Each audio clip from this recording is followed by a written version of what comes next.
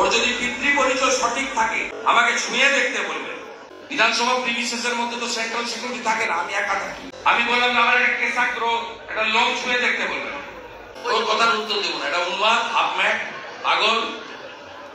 কালকে তোর সামনে দিয়ে গেছি, আবার 18 তারিখে বিধানসভায় যাবো, 17 তারিখে পশ্চিমবঙ্গের বাইরে থাকবো, 18 তারিখে যাবো, 19 তারিখে যাবো। ওর যদি পিতৃ পরিচয় সঠিক থাকে আমাকে ছুঁয়ে দেখতে বলবেন।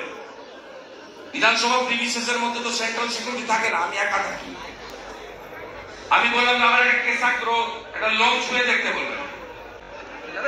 ও যদি পিতৃ পরিচয় সঠিক থাকে বলে দিলাম আমি, আমাকে ভয় দেখাতে পারবেন না। সিপিএম এর সূর্য মধ্যগগনে আমি লক্ষণ সেনকে হারিয়েছি। লক্ষণ সেন ছোটখাটো লিডার ছিলেন না। মমতা ব্যানার্জি ঘোষিত মুখ্যমন্ত্রী, দাঁড় করিয়ে হারিয়েছি, আবার ভবানীপুরেও হারাবো।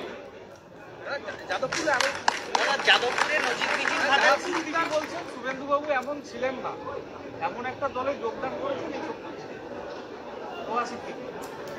শুভেন্দুবাবু এমন মানসিকতা ছিলেন না।